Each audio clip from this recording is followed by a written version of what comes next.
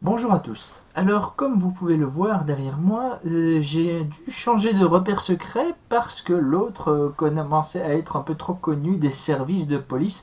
Donc, j'ai dû me délocaliser et à l'occasion, j'ai changé de lunettes, mais ça, tout le monde s'en fout.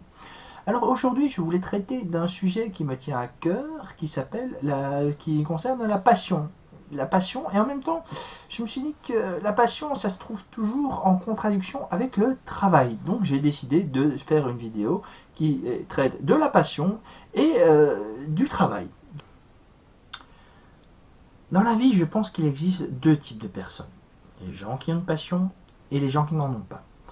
Et comme je l'ai déjà dit dans ma vidéo sur la norme, j'ai une grande admiration pour ces gens qui sont capables de tous les jours aller faire leur travail pendant 8 heures au même endroit, un travail qu'ils n'aiment pas forcément, juste pour gagner de l'argent. Et je trouve ça admirable parce que moi je serais tout à fait incapable. Seulement, cette admiration et ce respect n'est pas réciproque et souvent je me retrouve confronté avec ces gens qui s'imaginent que le fait d'avoir une passion c'est quelque chose de un truc béni des dieux. Alors d'un côté oui et de l'autre non. Et là je vais expliquer les petites nuances qui vont casser un peu le mythe de l'artiste passionné qui fait ce qu'il veut alors que pas du tout. Alors l'une des différences fondamentales que j'ai avec ces fameux carriéristes pour qui la réussite ça consiste à avoir un gros compte en banque et tout, c'est que je n'ai pas d'avenir. Et ça, je n'ai pas peur de le dire, je n'ai pas je n'ai pas d'avenir. Demain, je pourrais me retrouver absolument à la rue et au final, je n'aurai aucun regret. Je n'aurai aucun regret, je pourrais mourir demain parce que mon but, plutôt que de ramasser de l'argent, c'est d'essayer d'amener mes compétences à leur maximum. Et voilà, parce que je suis né pour... j'ai la chance d'être né, dès que j'ai eu un crayon dans les mains, j'ai su... Voilà, je me suis jamais posé la question de savoir ce que je voulais faire de ma vie. Je savais que ma spécialité c'était d'écrire, de raconter des histoires, de, d'être dans le fantasque.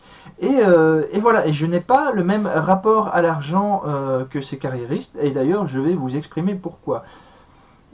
Pour moi, l'argent déjà à la base, ce n'est que papier qui définit la valeur de l'or. Et l'or, on n'entre jamais en contact avec. Donc, je ne vois pas trop l'intérêt d'accumuler ça sans le dépenser. C'est une énergie qui doit se dépenser comme une autre. Parce que l'argent n'a en fait de valeur que quand il est converti en quelque chose. Donc, pour moi, c'est comme l'argent, c'est comme des tickets repas en fait. Et donc, je comprends pas ces milliardaires qui font les kékés alors que je dis, mais vous avez peut-être 1 milliard de tickets repas, quoi. Faut arrêter de déconner. Alors, je sais que je me prends souvent comme exemple, mais j'ai trouvé un exemple qui pourrait peut-être parler à plus de monde. Donc, on va comparer Donald Trump ou un Emmanuel Macron qui sont des carriéristes, que pour eux, les gens qui n'ont pas d'argent, ce sont des fainéants et des... et Picsou. Alors Picsou, on pourrait croire que c'est un capitaliste et tout, mais en fait Picsou, il ne profite de sa fortune que quand il plonge dedans en fait. Et il n'impose pas aux autres des choses qu'il ne s'impose pas à lui-même. D'ailleurs, quand on compare un Emmanuel Macron qui dit oui, il faut travailler pour vous payer un costume, à Picsou, qui lui, ça fait 80 ans qu'il porte cette même redingote, et quand elle est trouée, ben, c'est le drame parce que il faut en racheter une. Et non, je ne peux pas. Et donc Picsou, il a quand même mérité sa fortune dans le sens où il connaît la valeur des choses, il respecte la valeur des choses. Et pour lui, c'est pas tant d'être riche qui lui importe, c'est comment le devenir. Parce que quand on lui parle de trésor, il a les yeux qui pétillent parce que il sait qu'il va pouvoir se bouger pour essayer de l'avoir. Et je pense que Picsou a compris que ce qui est important, c'est pas tant la destination, mais plutôt le chemin. Ça calme. Alors on va laisser un peu Picsou de côté parce que, comme je le disais, j'ai eu énormément de chance de savoir directement, très tôt, vers quoi je voulais me diriger. Et je sais qu'il y a beaucoup de gens qui sont passionnés et puis qui pourtant sont coincés dans un boulot qui les fait chier et qui ne peuvent pas se développer à cause des pressions sociales, pression conjugale, pression parentale, qu'on leur dit dès qu'ils sont jeunes, on leur dit ah non tu vas pas commencer à faire de la musique, tu vas devenir avocat et puis après et là bah, les gens à 35 ans ils ont peut-être tout mais ils pleurent parce qu'ils n'ont rien parce qu'ils n'ont pas pu exprimer leur eux-mêmes et à cela c'est à cela que je m'adresse maintenant parce que je leur dis c'est pas facile mais j'ai quelques conseils à leur donner. Alors tout d'abord, premier conseil, on ne fait rien de bien si on n'aime pas ce qu'on fait. Parce que vous dites, oh je ferai ça quand j'aurai mes retraites et tout.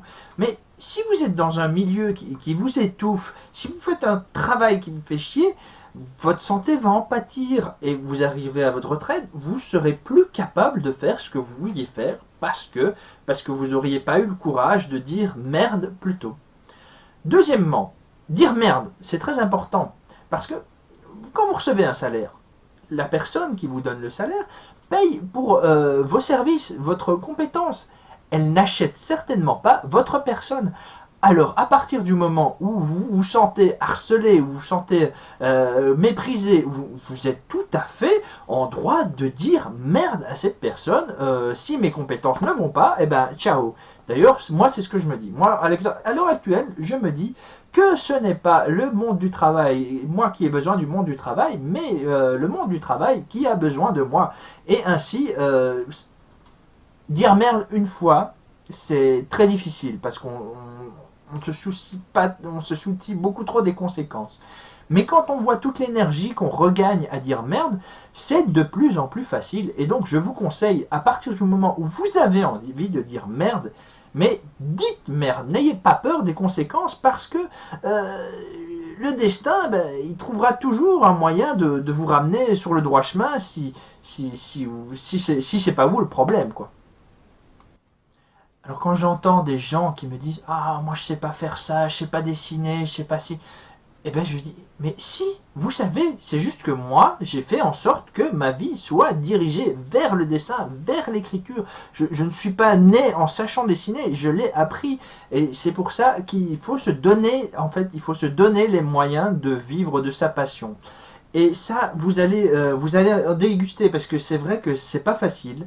C'est pas facile. Par exemple, on va voir quelqu'un qui n'a pas de passion, qui va voir un gars qui va battre un record sa première réaction sera potentiellement oh, n'importe quoi, sans le gars n'imaginera même pas à quel point le gars qui a battu ce record a peut-être travaillé derrière pour arriver à ce résultat. Et donc cracher dessus, c'est totalement abject. Et c'est quelque part de la jalousie parce qu'ils ne peuvent pas comprendre ce que c'est que d'avoir une passion. Et d'ailleurs, c'est pour ça qu'on n'a jamais vécu en aristocratie où des gens bien se sont retrouvés au pouvoir, parce que la plupart du temps, les gens qui sont un peu malins, ils savent que l'importance, c'est pas la richesse, et donc ils n'ont pas cette ambition, ils n'ont pas cette envie d'écraser les autres pour se hisser au sommet.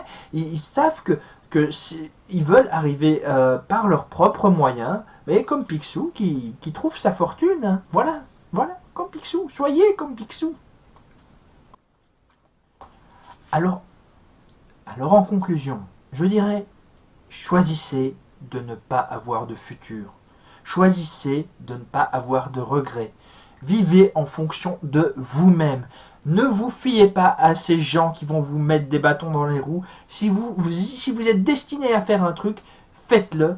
Parce qu'il vaut mieux se lever le matin et se regarder dans le miroir en se disant ah, j'ai essayé, mais j'ai échoué, plutôt que se dire eh ben j'aurais dû essayer. Et je conclurai cette vidéo en citant un chien à la bouffe qui vous dirait